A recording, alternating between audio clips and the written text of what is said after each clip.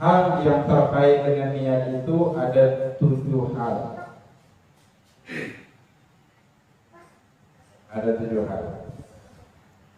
Dihimpun dalam satu bait syair. Haji ketentu memaham dan wazanan kaifiyatul syartul maksud dan kesan.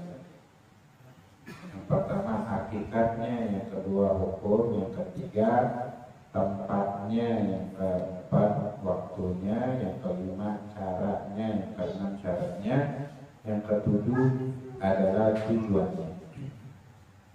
Hakikatnya niat adalah qasdu syai'i muqtarinan bi fi'li. Hakikat niat di dalam fikih adalah qasdu syai'i muqtarinan bi fi'li. Bermaksud melakukan sesuatu dan sesuatu tersebut berbarengan dengan maksudnya. Harus berbarengan dengan maksudnya.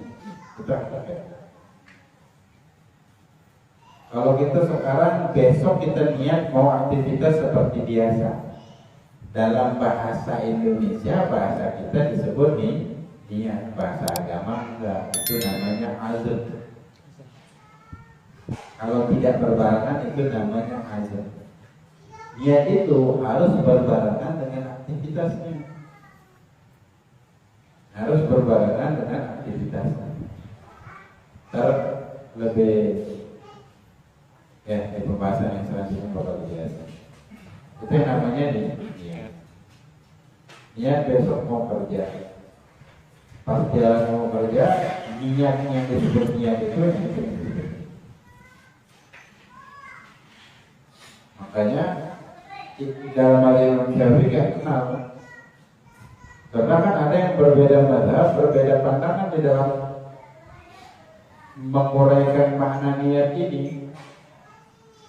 Kalau Imam Syafi'i yang tidak berbarengan namanya azam, itu nggak sah, harus berbarengan dengan perbuatan yang dia lakukan. Jadi niat sama perbuatannya harus berbarengan. Jadi kalau ada yang mengatakan ngapa repot-repot kita ketika sholat takbiratul ihram baru niat, kita kan dari rumah menuju masjid itu kan sudah niat sholat, nggak butuh lagi.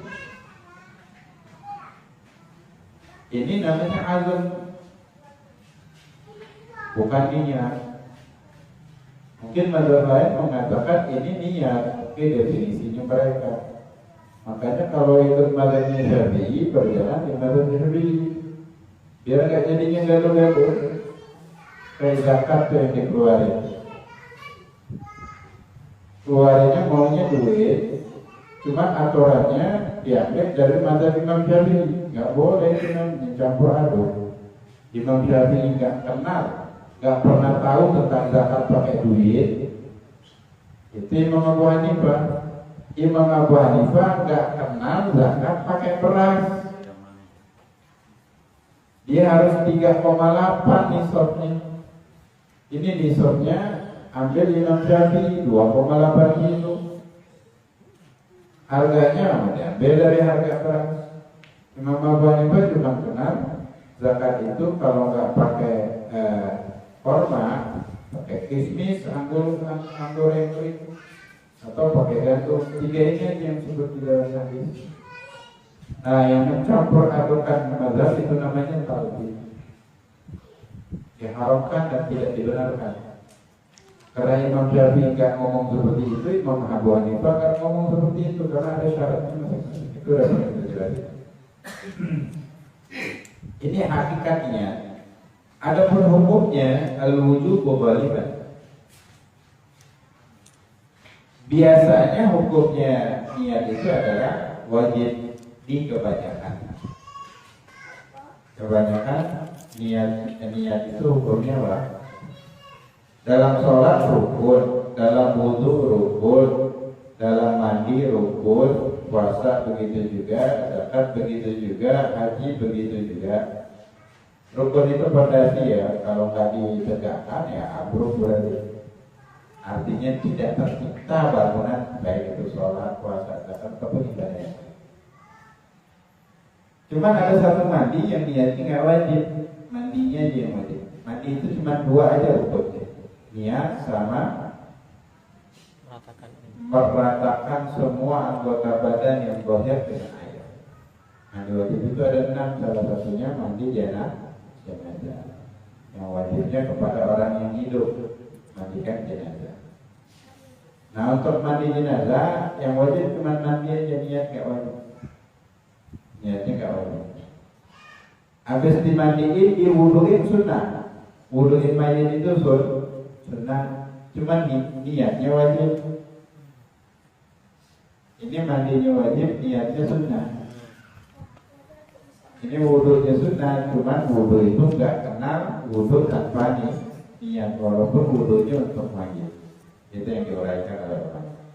Nah, ini salah satu pengecualian. Tidak diwajibkan ini. Wailah kewajiban ibadah itu wajib dengan didatangkan itu. Yang ketiga, mahalluha, tempatnya itu al-qalbu. Tempat niat itu hati. Bahasa Indonesia kayaknya sama aja.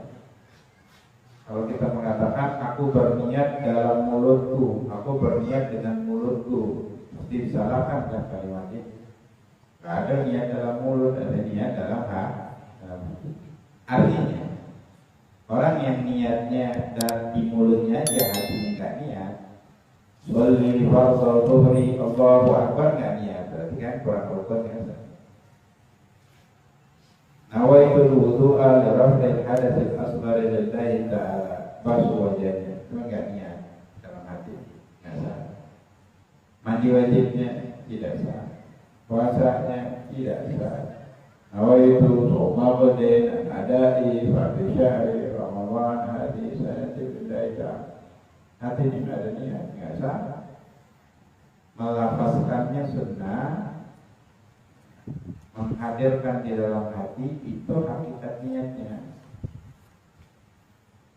Nggak ada niat dengan mulut. Tempatnya adalah di dalam hati.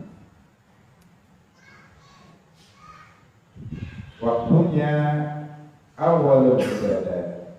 Waktunya niat itu adalah di permulaan ibadah. Waktunya niat di permulaan ibadah. Ghaliban, kebanyakan di permulaan ibadah. Kalau wudu awal yang wajib apa? Wajah. Awal yang wajib itu wajah. Jadi ketika membasuh wajah baru niat yang rukun. Kapan? Ketika air mengenai wajah. Ketika air mengenai wajah. Jadi sebelum buyur nawaitul wudu'a li raf'il hadatsil asghar lillahi ta'ala, walaupun dihadirkan dalam hati, ketika air kena nggak ada lagi niat itu nggak sah. Jadi harus kena muka dulu. Begitu juga mandi wajib. Karena permulaan wudu kapan? Ketika air kena Kalau belum diguyur, belum mulai wudu. Harus di permulaan. Bukan sebelum. Kalau di dalam sholat apa? Ketika takbiratul ihram. Loh kenapa dilafazkannya sebelum takbiratul ihram? Karena sampai sekarang belum ada orang yang dalam satu waktu bisa takbir sama sambil melafazkan niat. Kami akan berbareng. Jadi takbiratul ihram, mulutnya bertakbir, hatinya berniat. Takbir yang kosong, takbiratul ihram yang kosong dari niat, maka sholatnya tidak sah. Semua ini aturannya dalam mazhab tidak. Dalam mazhab tidak.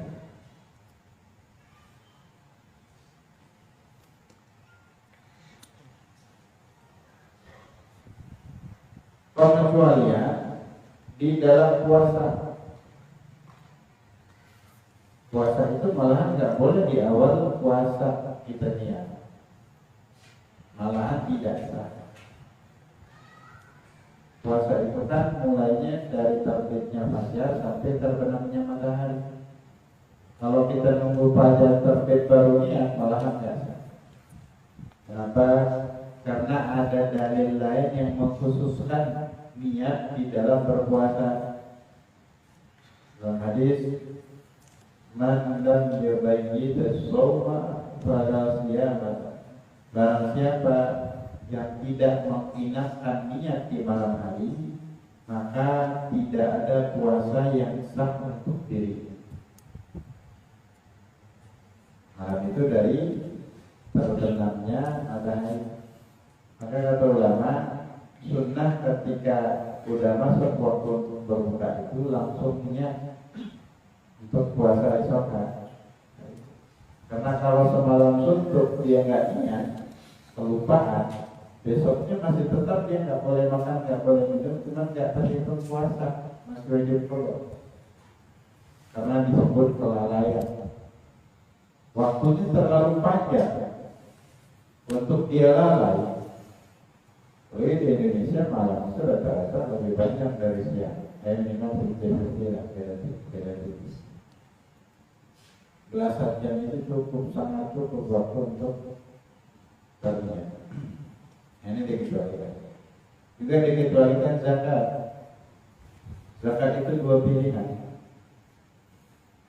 Kalau zakat harta, ketika hartanya udah dipisahkan dari harta kita. Yang barang sedikit zakat harta itu ya. Harta yang wajib itu uang yang ada. Ada properti itu nggak diwajibkan juga tadi. Mobil, rumah, harta dan perhiasan tergantung. Sebagian kalau perhiasan emas yang dipakai sebagai perhiasan itu tidak ada zakatnya. Walaupun nisabnya memenuhi, dengan syarat dia itu beli emas untuk dipakai. Ada metode orang dulu nyimpan duit, nyimpan hartanya itu melalui emas. Jadi bukan emas batangan, perhiasan dia beli. Dari dia beli nggak pernah dipakai dan niatnya cuma untuk nyimpan. Nah ini sama kayak emas batangan. Kalau murninya sampai 84 gram, kan setiap perhiasan itu nggak ada 24 gram ya, karena kalau 24 gram rapuh dan mudah hancur, biasakan diganti 21 gram gitu. Kalau murninya 84 gram, maka kena zakatnya. Kalau dia perhiasannya dipakai walaupun sekali-sekali, kan nggak kena. Kecuali dia pakainya sekali banyak untuk pamer. Ini kena zakat. Jadi kalau dikatakan perhiasan itu kena zakat nggak? Asalnya nggak kena. Cuma ada hal-hal yang bisa buat dia jadi kena zakat. Dia harus zakat. Gigi itu sulitnya begitu. Jarang ada yang hukum itu secara keseluruhan aja harus diri. Ada beberapa keadaan terkadang membuat dia menjadi wajib, terkadang tidak menjadi wajib. Nah, harta yang wajib dizakati salah satunya adalah uang yang kita tabungkan, yang nisabnya sama seperti 84 gram emas, dan itu harus bertahan 1 tahun lamanya, nggak pernah kurang dari. Sekarang emas berapa? Emas berapa harganya 1 gram? Kira-kira berapa? 1 gram berapa? 1 gram 900, mahal banget. Berapa? Hah? 1 gram?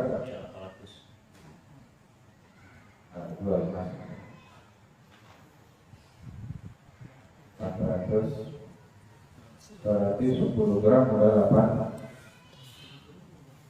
Oh, mungkin itu 1 suku ya, atau 1 gram? 6 juta 1 suku. 1 gram 980 Wib. Hah? 980 1 gram. Masa itu? Mas murni. Mas mantap. itu emas perhiasan ya, suku ya, nggak murni itu perhiasan. Nggak jadi kuningan serta. Berapa? 900 ya? 980. 300 juta. Berarti berapa ya? Hah? Tergantung dolar itu Ustaz. Kalau 84 gram berarti Kali. hampir 84 juta. Kalau tabungan masih 70 aman.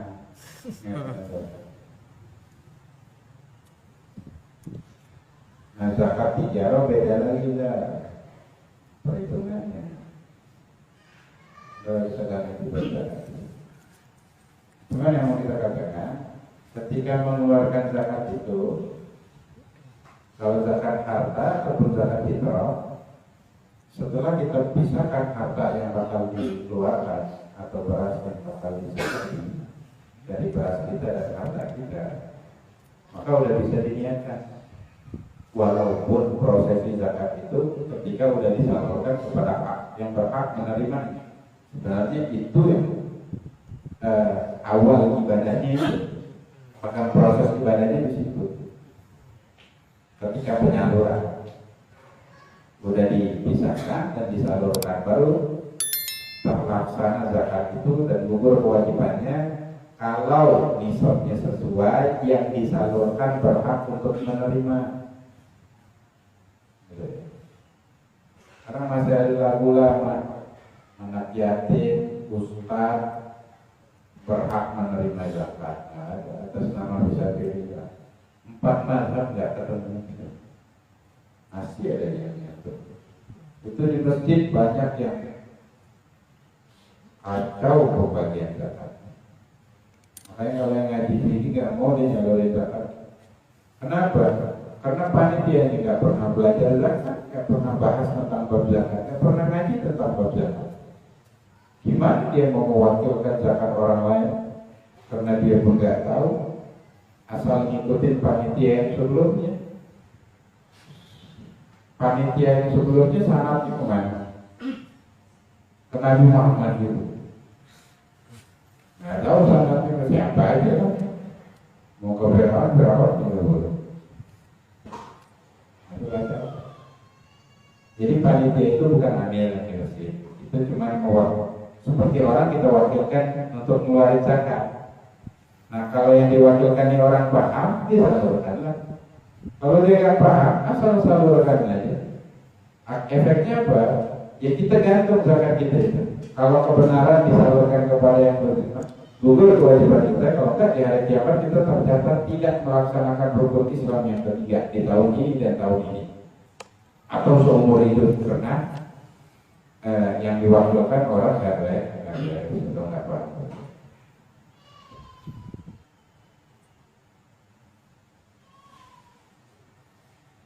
Kita udah pernah jelasin ya, ulama itu sepakat bahwasanya yang haram kan gitu itu melangkah baik di dalam ibadah atau muamalah atau munakahat sebelum mengetahui hukum syar'i di dalam. Cuma ya namanya awal, nyatanya kalau udah ngasih manusia udah selesai, tahun ini udah ada itu tuh diwajibkan untuk mempelajari bab zakat. Kalau kita udah kena zakat, wajib nggak belajar haji, nggak wajib. Cuman kalau sudah keluar nomor antrian kita, maka wajib manasik. Kalau enggak pelaksanaannya akurat. Manasik haji ada, cuman manasik zakat yang enggak ada. Akhirnya cenderung asal-asal. Sama sholat juga banyak yang asal-asal, karena enggak ada manasik sholat juga. Manasik puasa juga enggak ada. Adanya di majelis ilmu, cuma nggak tertarik kan? Baik. Nah kalau zakat itu dua pilihan. Setelah dikeluarkan, cuma kan ini belum disalurkan, cuma udah dipisahkan. Dari sini. Kan kata Imam Rabi, kalau ada orang udah pisah hartanya atau berasnya, taruh di depan rumahnya, mau ngeluarin motor, mau bayar zakat, Tahu-tahu pas keluarin motor udah nggak ada lagi gitu. Dia di CCTV udah diambil oleh fakir miskin. Kalau udah diniatin sah katanya. Sah. Padahal kan proses penyadarannya belum kan? Sah. Karena udah diniatin. Cuma kalau yang ngambil nggak tahu ya nggak sah. Berapa miskin, atau muslim, atau kafir. Begitu juga korban. Korban itu setelah kita miliki sapinya, atau kambingnya, atau otaknya, atau kerpunya, udah boleh kita niat, udah bisa. Jadi kalau dipotong nggak ulangi niat nggak apa-apa.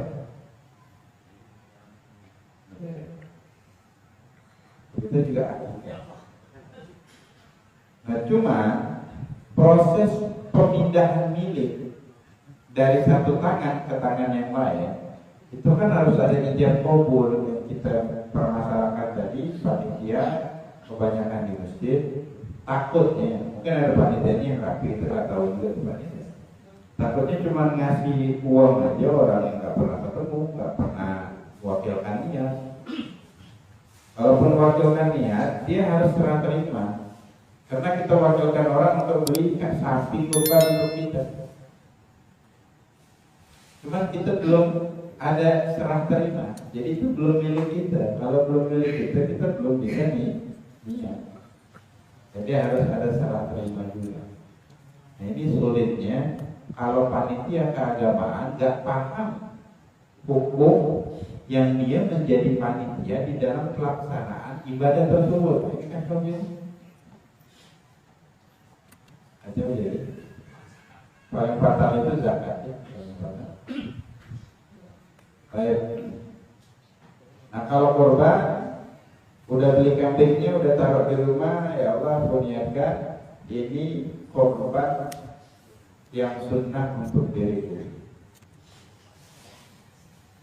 Ya Allah aku niatkan ini akikah yang sunnah untuk anakku bulan bin bulan atau bulan binti bulan. Cukup.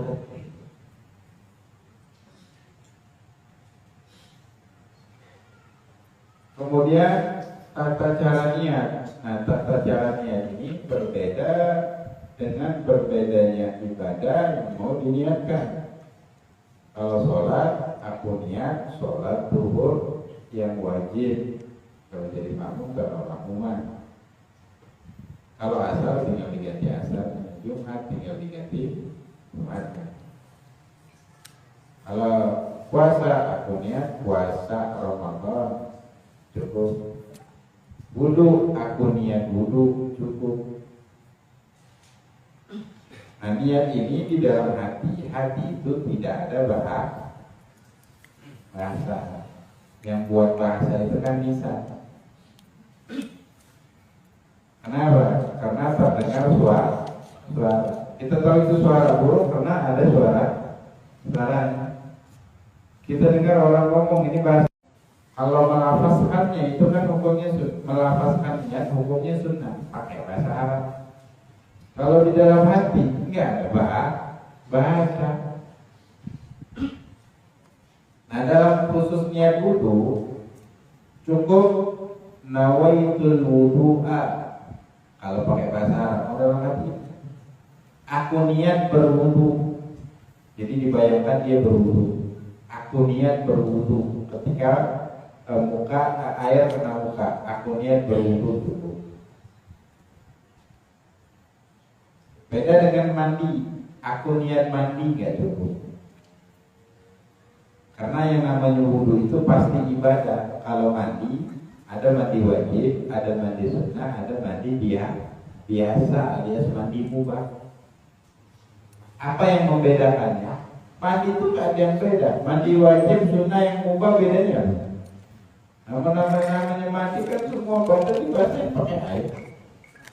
Yang membedakan cuma nih, ya wajib, ya sunnah, mandi mubah, ada dia sama sekali.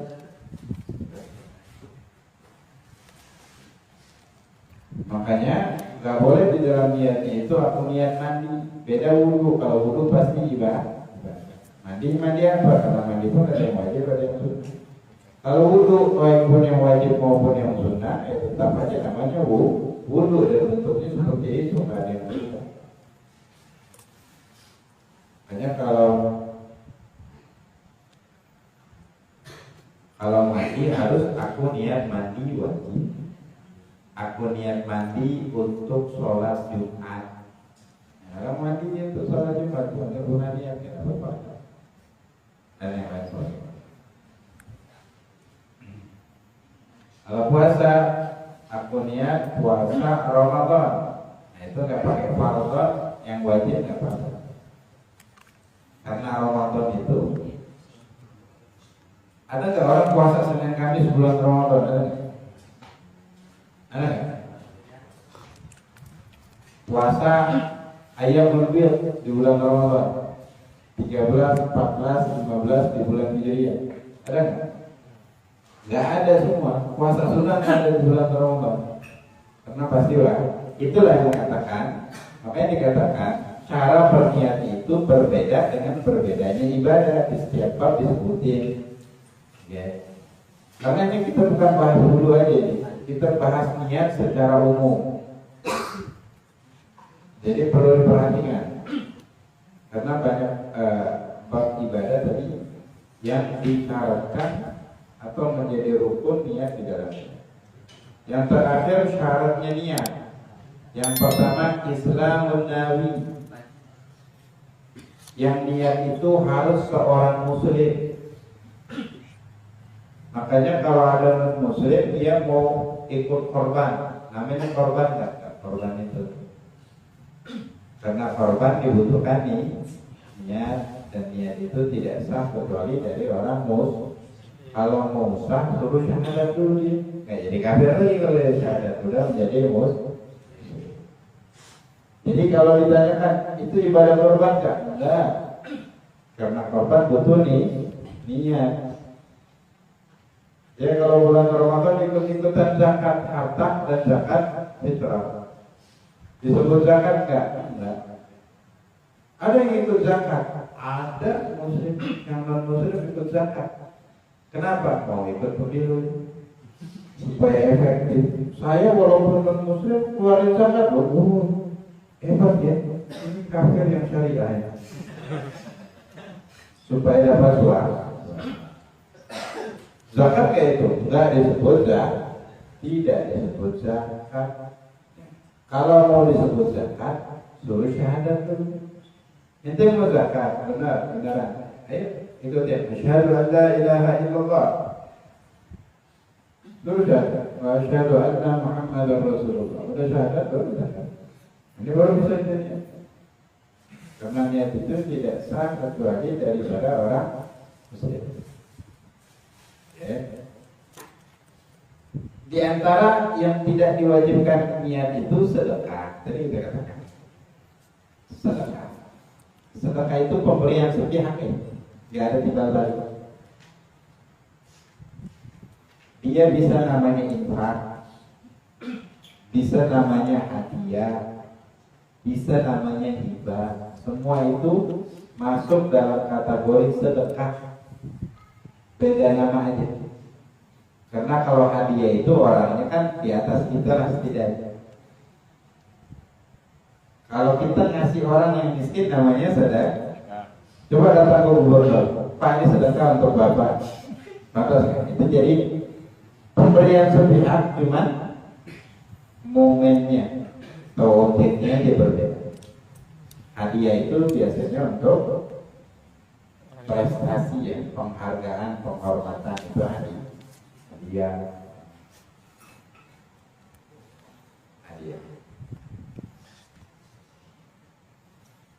Butuh niat nggak butuh niat. Itu sah dari langkah desa. Termasuk wakaf. Wakaf itu tidak dibutuhkan niat. Makanya dari orang kafir pun sah dia mau wakaf. Kalau dia mau wakaf, dapat pahala nggak? Walaupun dapat pahala, Allah balas segala kebaikannya itu di dunia. Supaya ketika meninggal dia nggak ada kebaikan yang masih tersisa. Jadi di alam barzakh full itu.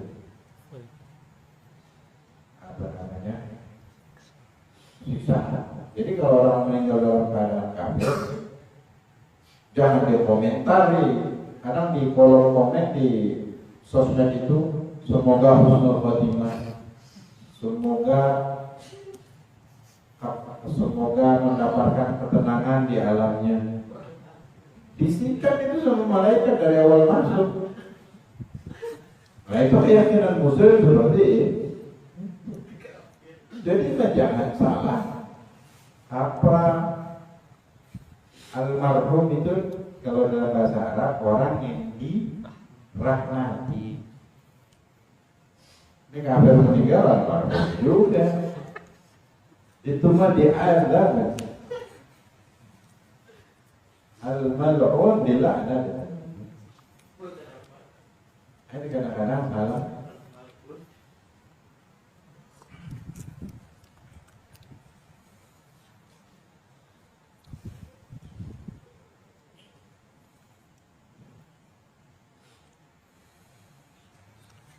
Nah itu keyakinan muslim ya. Kadang-kadang orang meracunin provokasi. Karena muslim radikal ini mengkafir-kafirkan orang yang sampai kalimat kafir itu kalau dihitung di Quran berapa banyak, ratusan kalimat kafir. Terus gimana? Mau dirubah jadi non muslim? Dalam bahasa Arabnya ghairul muslim itu. Surah Al-Kafir jadinya surah non muslim. Kacau. Ini kan internal agama. Agama kan ada ajaran masing-masing. Penyebutan orang yang bukan muslim namanya kafir. Kafir itu artinya tertutup. Dalam bahasa Arabnya apa itu artinya tertutup. Yaitu tertutup artinya dari hidayah. Cuman ada provokator, jadi kayaknya kalau menyebutkan kafir itu radikal. Cuman surah Al-Kafir tetap dilarang dibaca di Mesir. Dan banyak ayat yang menjelaskan tentang musyrikin, kafirin, al-munafiqin. Kadang-kadang ya, pembodohan orang. Ada orang yang sosok toleran. Supaya apa? Proposal tuh turun air duit juga orang-orang munafik jual agamanya paling itu paling toleran. Baik. Jadi, nah kita ya jangan termakan isu, makanya ya pintar-pintar lah walaupun sedikit dalam agama. Masalah yang begini yang merupakan pokok dan dasar dalam agama gagal memahami. Baik.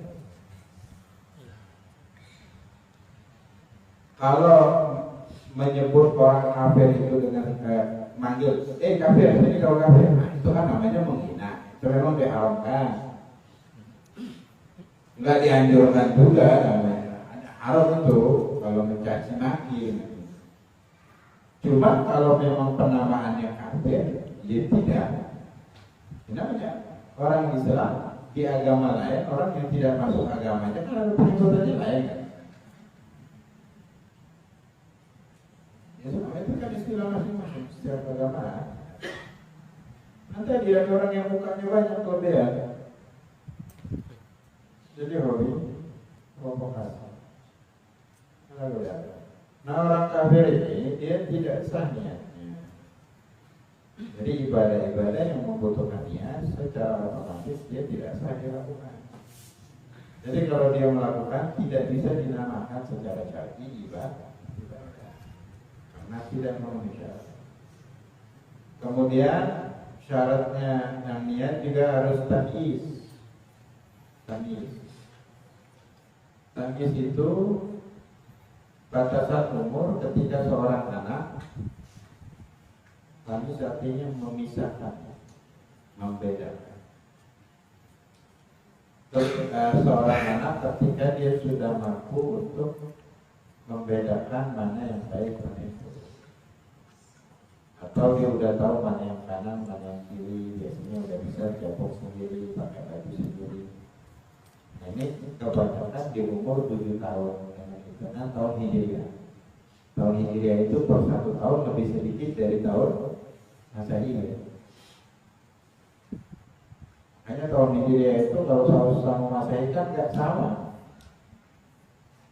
Nggak sama.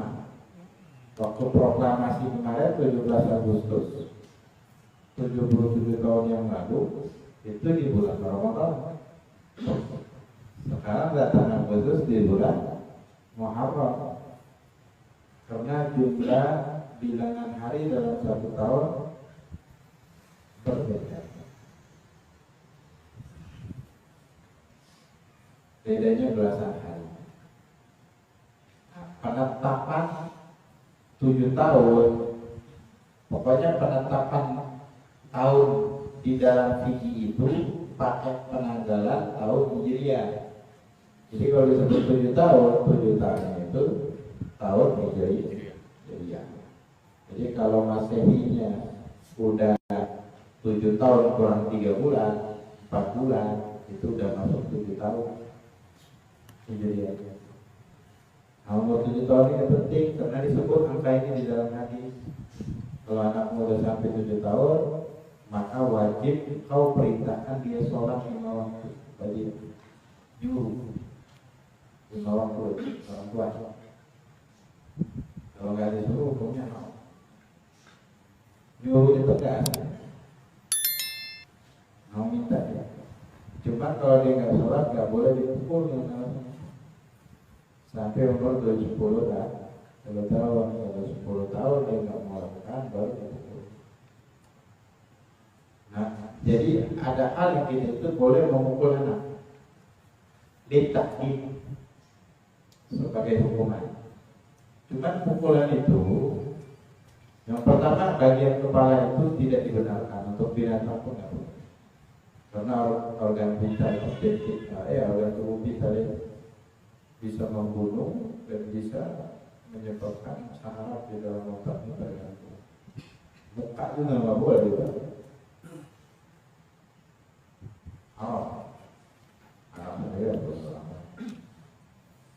Kemudian pukulannya itu tidak menyebabkan cedera ringan ataupun berat. Jadi memukul itu sekedar menggertak, suaranya boleh kencang, cuma pukulannya pelan untuk sekedar menakuti, bukan melampiaskan amarah. Itu tidak digunakan di Indonesia. Apalagi sampai bengkak, sampai berdarah, hukumnya haram, tidak digunakan. Dan lihat yang diprioritaskan hukuman itu untuk ketika dia tidak melakukan rukun Islam yang kedua. Jadi jangan handphonenya lecet, retak gara-gara anaknya dia ngamuk, anaknya nggak sholat dia biasa aja. Ada hadis, belum mauludin yuladu ala fitrah. Setiap anak itu terlahir dalam keadaan suci. Anak haram itu, jadi ada anak suci, ada anak haram. Kata Nabi semuanya anak itu suci. Nggak ada dosa bawaan itu, nggak ada dosa warisan dalam Islam. Suci. Dan kalau dia meninggal sebelum balik, itu pasti masuk surga. Jangankan anak yang dari orang tuanya muslim, anak yang orang tuanya kafir pun masuk surga secara mutlak. Kata ulama tauhid. Sebelum dia balik, suci berarti. Fa'abawahu yuhawidanahu wa yunasiranahu wa yumajisanahu. Maka kedua orang tuanya lah yang membuat anak ini jadi Yahudi, Nasrani, Majusi. Minimal pemikirannya. Kenapa tidak dibentuk konsepnya? Umur 7 tahun itu ditentukan oleh Nabi karena di umur 7 tahun itu otak kiri mulai berfungsi yang dipakai untuk berpikir. Maka diminta untuk direspon dengan respon yang positif. Dan kata ulama, bukan sholat aja diwajibkan, semua kewajiban agama sudah wajib dikenalkan oleh orang tua. Dikenalkan dan dirutinkan. Jadi puasa pun udah harus dibiasakan seperti itu. Bukan sholat aja. Kalau ngomong haram, ngomong yang kotor, atau melakukan hal-hal yang diharamkan di dalam agama, wajib dilarang. Kalau hal itu dilakukan di hadapannya atau ada yang ngadu, nggak boleh dia biarkan. Jadi di dalam hadis dijelaskan ada orang tua yang udah vonis surga oleh Allah, terus anak-anaknya itu ajukan banding kepada Allah. Ya Allah, ini orang tua ibadahnya masya Allah, nggak ada yang ngalahin di zaman ini. Cuma dia ibadah gak ngajakin kita dari kecil gak dikenalkan siapa engkau, apa hakmu yang wajib kami penuhi. Dia gak kenalkan itu. Gak ada dong kalau masuk neraka dia sendiri masuk surga. Akhirnya dirubah ponis, bandingnya diterima, ponisnya langsung masuk neraka. Al-Quran, wa anfusakum wa ahlikum nar.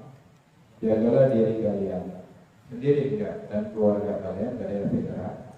Mau kita jelaskan kemarin, ketika dia lahir ada kewajiban, ketika dia udah balik kewajibannya kepada orang tua. Putuskan untuk menikah ada kewajiban suami istri yang masing-masing harus dipenuhi, dan itu akan dipertanggungjawabkan dari kiamat dipenuhi atau tidak.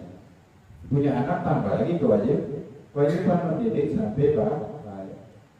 Oh, kita nggak paham ngajarin, karena berapa banyak orang tua mau maksain ngajarin, anaknya bingung. Orang tua ngomong apa nggak ngerti. Ya nggak semua orang kan bisa untuk ngajar, nggak paham.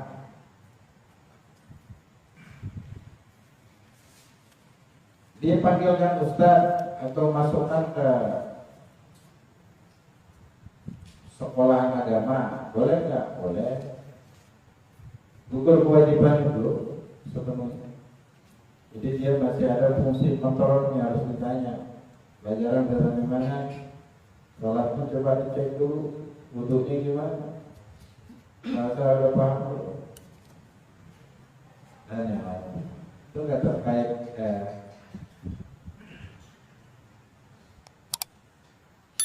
ibadah akademia itu ada, terkait dengan akidah juga wajib dikenalkan. Wajib ini. Aku kaum kebanyakan udah meninggal gitu. Orang bapaknya nggak tahu beriman itu maknanya apa.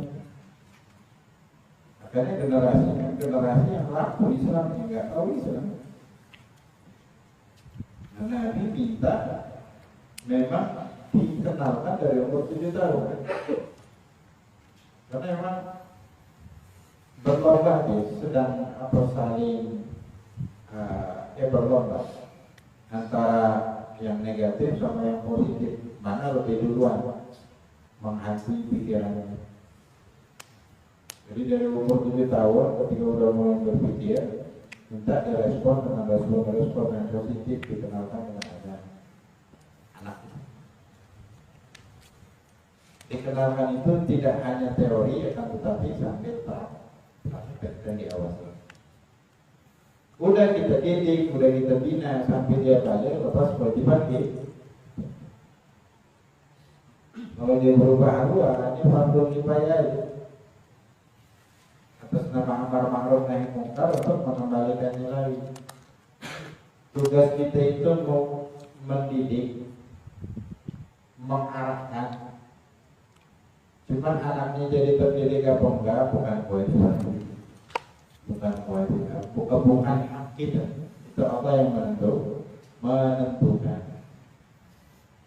Sama suaminya wajib ngasih tahu istrinya kalau berbuat kesalahan dan negur. Kewajiban cuma negur, ngasih tahu. Taat alhamdulillah, gak taat ya. Taat lah kebanyakan istri itu, cuma ceramahnya nggak ada.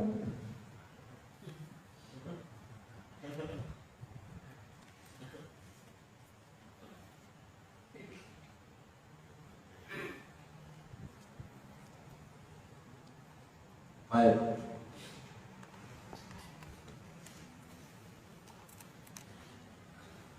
Ini tadi ya. Jadi anak yang belum umur 7 tahun itu otomatis sholatnya nggak sah, belum tahu. Karena jangankan sholatnya, wudhunya yang merupakan syarat sholat, dia belum sah, belum bisa niati. Boleh nggak dia sholat? Boleh. Cuma sholat dia bukan latihan sholat. Kalau sholat itu ibadah akan dapat pahala. Anak yang belum balik itu catatan amal kejelekannya belum ada, cuman kebaikannya kalau udah tadi sudah mulai ditulis. Sudah mulai ditulis kebaikan. Ya. Nah jadi kalau anak udah tadi sudah boleh, udah sah dia sholatnya, sah syarat dan rukunnya terpenuhi. Boleh jadi imam, boleh. Kadang-kadang terlihat ada di ada video, potongan video ada anak kecil yang hafal Quran, suaranya bagus jadi imam sholat, sah walaupun belum ada. Asalkan udah datang. Tapi kalau 25 tahun 6 tahun nggak boleh, nggak sah. Walaupun afdalnya yang menjadi imam itu orang yang sah dan orang yang pandai. Baik, nah ini ya. Jadi dalam wudu syaratnya dalam niat secara umum harus tanbih. Kalau nggak tanbih tidak sah sholat. Dalam aturan shaf itu, kalau anak kecil dia udah di shaf awal dari awal dan dia benar-benar sholat, nggak boleh dimundurin oleh orang dewasa. Hukumnya awal. Karena masjid itu wakaf, siapapun yang duluan dia yang berhak. Cuma kalau dia belum tamyiz, dia dimundurin kan Pak. Kesalahan kita ini ya, anaknya belum tamyiz, belum sholat, dibawa. Dia datang awalan, kan orang berhak. Akhirnya anaknya ditaruh di ujung, orang sedang mau mundurinnya ini anak kepala suku, takut ntar diserang kalau ini. Jadi kan apa renggang sama makro orang bagus sih mengenalinya. Cuman jangan buat mudarat untuk yang sedang ibadah, dan buat mudarat untuk yang ibadah. Dan ceramah jangan keluarkan anak kecil dari masjid. Gak apa-apa kalau dia ibadah. Kalau dia main, orang ibadah, orang lagi sholat terganggu.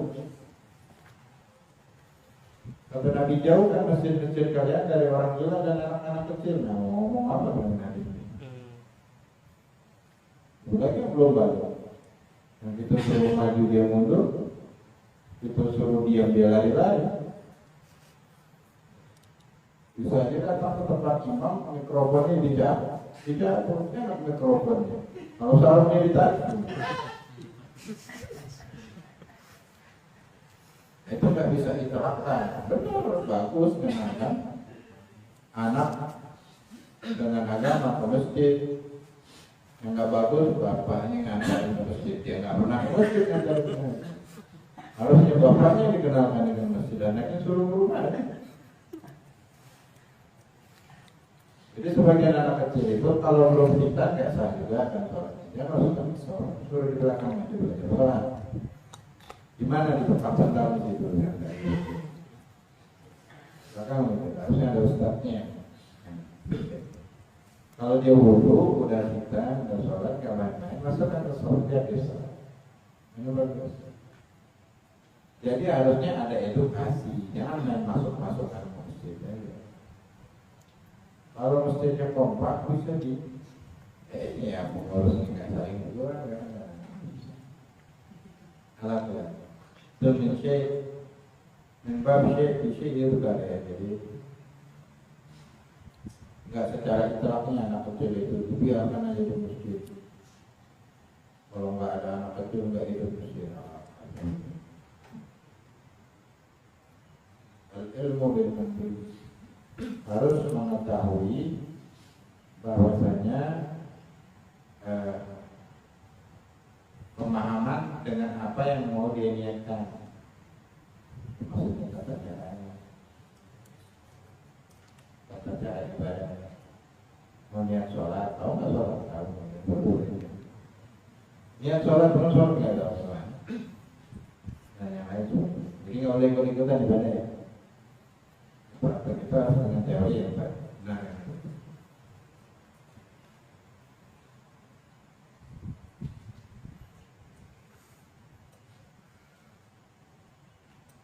Tidak boleh berniat, akan tetapi dia mendatangkan hal yang menafikan niat itu. Seperti dia aku niat wudhu sambil kencing. Nah boleh, karena kencing itu bertentangan dengan wudhu, kan membatalkan wudhu. Tidak sah. Dia harus niat kembali seterusnya. Nah ini syaratnya. Yang terakhir adalah tujuannya. Apa tujuannya? Tujuannya itu yang pertama adalah membedakan mana yang ibadah, mana yang ada. Ada itu kebiasaan. Diadopsi. Banyak yang diadopsi bahasa Indonesia jadi ada. Ada yang berbeda. Kayak mandi, mana mandi sunnah, mandi wajib, mandi. Kita itu setiap mandi sunnah itu ada 37 orang. Di antaranya setiap badan berkeringat itu disunahkan mandi. Atau badan berbau disunahkan mandi. Nah mandi sunnah harus ada nih niat. Nah kita setiap hari mandi cuma nggak niat, itu namanya mandi mubah. Walaupun harusnya mandi disunahkan. Namun kayak orang pergi sholat Jumat, ketika mandi nggak niat mandi untuk sholat Jumat. Dapat pahala nggak? Innamal a'malu binniyat.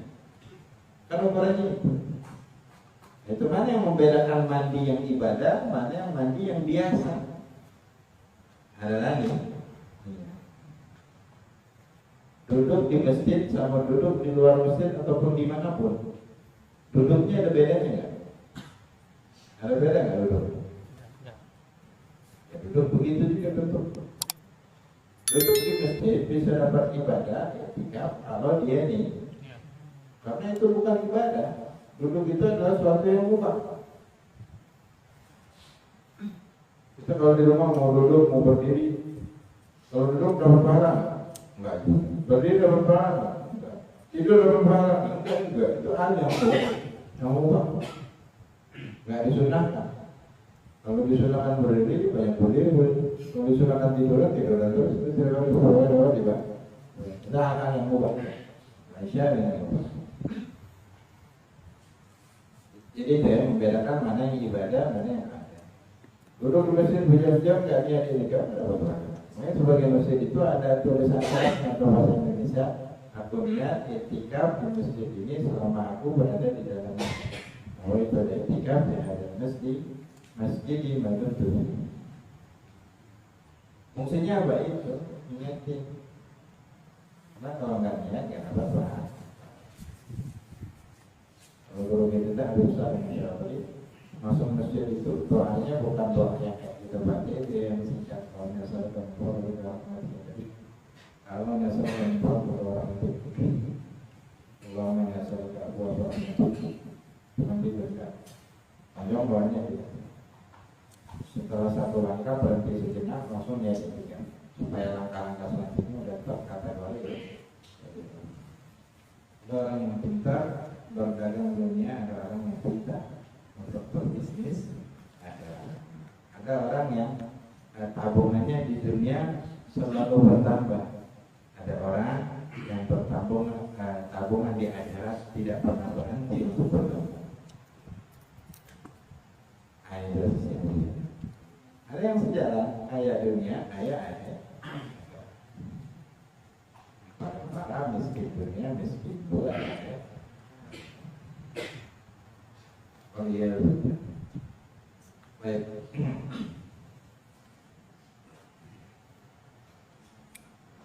Fungsi yang selanjutnya adalah tujuan niat membedakan tingkatan ibadah.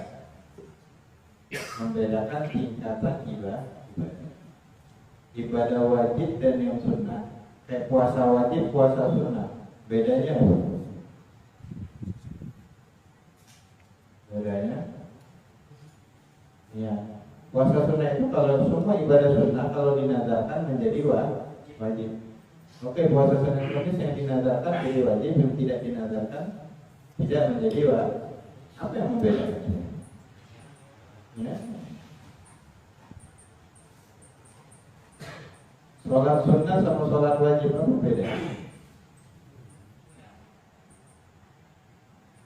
Kalau pelaksanaannya sama kan, dari takbiratul ihram, niat, baca Fatihah, baca surah, kan beda. Nggak ada yang sama, nggak ada yang beda. Yang membedakan yang ini kita lihat wajib, ini niat sunnah. Jadi salah satu tujuannya adalah membedakan tingkatan ibadah.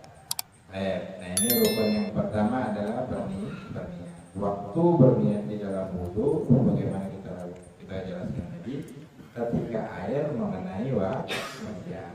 Jadi udah kena wajah, dalam artinya berniat wudu. Pakai bahasa Arab juga boleh. Namanya wudu, agar ada silasul biasa kita berniat berwudu untuk menghilangkan hadas kecil karena Allah Ta'ala. Jadi sebelum diguyur kita ucapkan dulu. Memang melafazkannya sebelum diguyur, betul itu. Ketika mengguyur baru niat yang wajib itu di dalam hati. Kita yang sunnah itu kita sebagian menyangka itu yang wajib keliru. Cuma tetap di dalam hati wajib dihadirkan niatnya. Nah niat itu mau dihadirkan setiap dia melakukan wudu dari awal wudu sampai akhir, terus dia tangan aku niat dulu itu sudah. Bukan harus dari wajah dulu. Kalau di wajah tadi dia lupa pas basuh tangan baru dia niat biasa. Ada karena dari wajahnya enggak ada nih. Karena niat itu hanya ada di permulaan ibadah. Dia harus ulang.